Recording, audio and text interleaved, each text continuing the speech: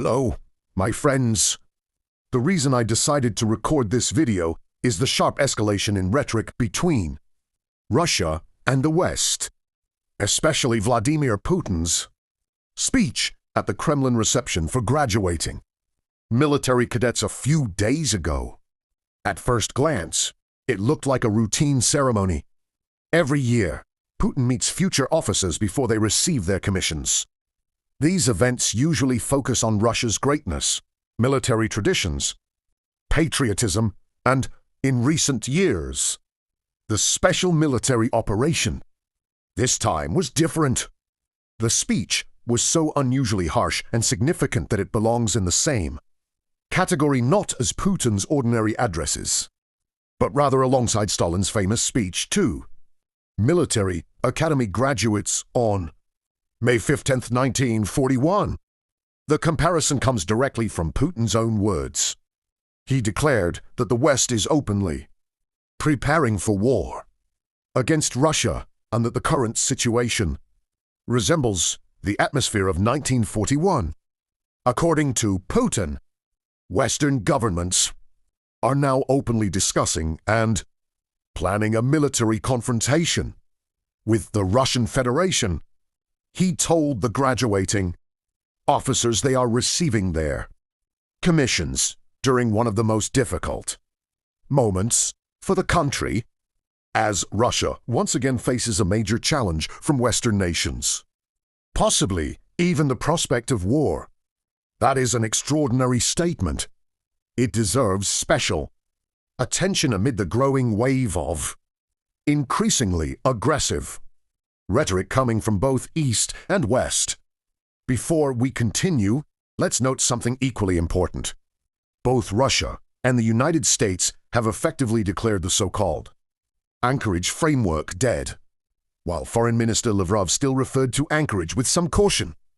Putin's foreign policy advisor, Yuri Ushakov, stated directly that one side, meaning the Americans, failed to fulfill the commitments made there.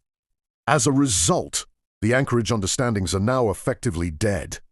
Secretary of State Marco Rubio responded by saying there had never actually been any agreement in Anchorage at all, only proposals taken together.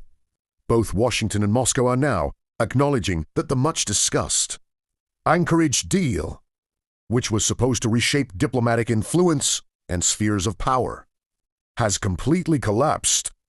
Whether the Americans failed to deliver or Russia failed to fulfill what it had promised President Trump is a separate issue. The important point is this: the basic negotiations that had helped reduce tensions between Russia and the West have now been abandoned. From this point forward, the rhetoric is increasingly focused on war. The talk of war is no longer limited to Moscow. European leaders are now speaking about it openly as well. Germany's newly appointed military commander recently delivered an unusually blunt statement, declaring that Germany must prepare for a possible war with Russia. He even identified 2029 as the time frame when, in his view, such a conflict could break out. He added the standard qualification: we must deliver a decisive blow against Russia if it invades a NATO country. He also spoke about destroying Russian forces in both Kaliningrad and the Leningrad region. Those are remarkably strong statements. One could sarcastically say that another German general is dreaming of a new march to the east. Of course, he is not a Nazi general, he is simply a Bundeswehr general. Much of this may be political rhetoric rather than an immediate military threat. Even so, Germany is actively preparing for future warfare. It is developing new weapons, adopting new drone tactics, and integrating drone operators into virtually every formation of the German army. The day is approaching when Germany will be fully prepared to fight, using modern military technologies. That significantly narrows Putin's window of opportunity. It weakens his ability to dictate terms while claiming that Russia alone understands modern warfare. Because its forces have real combat experience with drones, while Germany supposedly does not. Perhaps that argument carries some weight today. But what about 2029? By then, the technological gap may no longer exist. The rhetoric has become equally aggressive in Britain and France. Poland hardly needs mentioning, and this is no longer just rhetoric. The British, acting with growing confidence, seized Russian oil tankers and have now even announced plans to sell the oil taken from them. That amounts to outright piracy, reminiscent of the age of Jack Sparrow, or, more accurately, Sir Francis Drake. The French have also seized a Cameroon flag tanker carrying Russian oil. If this policy continues, and French officials have suggested they are prepared to intercept Russian oil tankers worldwide, it raises a fundamental question. How will Russia continue exporting its oil? Russian crude moves through pipelines to ports on the Baltic and Black Seas. From there, it is loaded onto tankers and shipped to customers around the world. If those tankers are intercepted, buyers receive no oil. And if buyers receive no oil, Russia loses the revenue. As we've discussed before, Russia has one critically vulnerable strategic point. It is not Moscow. It is the Danish Straits and the Turkish Straits. Yes, that's right. Russia's primary oil export lifelines pass through the Danish Straits, in the Baltic Sea and the Bosporus and Dardanelles in the Black Sea.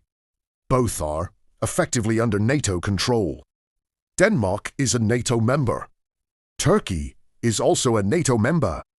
In practical terms, NATO has the ability to choke off Russia's oil exports with relatively little difficulty. When I previously argued that Russian tankers should be sunk, the goal was to cripple Russia's oil exports, which finance not only the war itself, but also the purchase of critical components used in the missiles launched against Ukrainian cities. Blocking the strategic straits would be an even faster and more reliable method than sinking individual tankers or striking Russian oil terminals, as Ukraine has been doing. That is why the threat emerging from recent European actions should not be dismissed. Against the backdrop of the war involving Iran, it no longer looks like an empty bluff. Think about what happened. Iran was vastly weaker than the United States. It suffered devastating strikes from American and Israeli air power. Yet, by closing the Strait of Hormuz, it forced President Trump, in the speaker's view, to back down. Now, compare that situation with Europe. Today, Europe is militarily weaker than Russia. It produces far fewer categories of weapons and significantly smaller quantities of ammunition. Take large caliber artillery shells as an example. According to the speaker, Russia produced approximately 7.2 million shells in 2025. I said back in 2024 that this was Russia's production target and that it would achieve it. At the time, very few people believed that forecast. Now, even Estonian intelligence has reached the same conclusion. I reached that conclusion a year and a half earlier. Not because I am an intelligence officer, not because I am a spy, and certainly not because I have access to classified military information. I simply made the assessment much earlier. So, perhaps Estonian intelligence should fire its analysts and hire me instead. I deliver the same reports faster, more accurately, and at a much lower price. I'm joking, of course. But the broader point remains. Russia ultimately met that production goal. Meanwhile, Europe is only now expected to produce a little over 2 million artillery shells this year, while the United States is projected to manufacture another 1.2 million. Combined, that is still more than 2 times fewer shells than Russia is producing.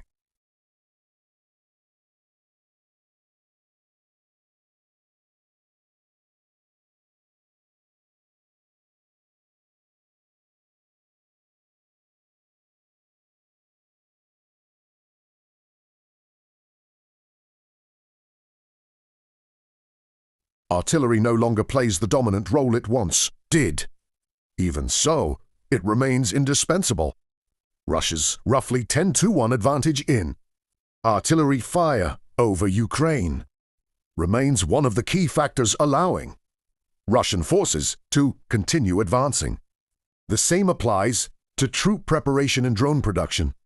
Ukraine plans to manufacture around 10 million drones this year. Russia is already producing approximately 5.5 million drones and will most likely increase that number before the end of the year. At a minimum, Russia cannot afford to fall behind Ukraine. Whether it ultimately succeeds is another question, but production will continue to expand. In fact, that increase is already underway. I'm completely confident about that. Now, consider the comparison. Iran was essentially as powerless against Israel, and the United States as Europe currently appears to be against Russia. Yet, Iran closed the Strait of Hormuz. And, in the speaker's view, President Trump backed down.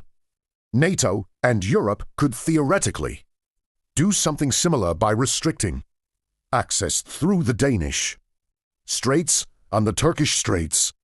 Negotiations with President Erdogan would certainly be necessary, but that obstacle could likely be overcome. At that point, Putin would face an entirely different strategic reality. The result would be the same: a Russia cut off from its oil. Export routes would not be able to sustain a prolonged war. That approach would be far more effective than Ukraine's strikes against Russian oil refineries, which, so far, have mainly resulted in higher Russian crude exports during June.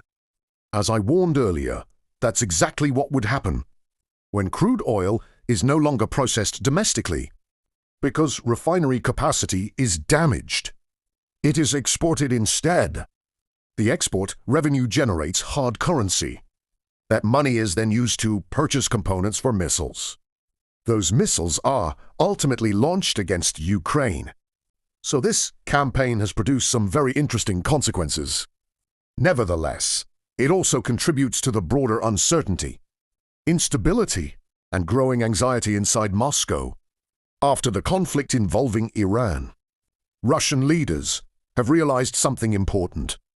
The Europe they once dismissed, the Europe they treated as politically irrelevant, the Europe they insisted they would never negotiate with directly, has suddenly acquired a powerful strategic advantage.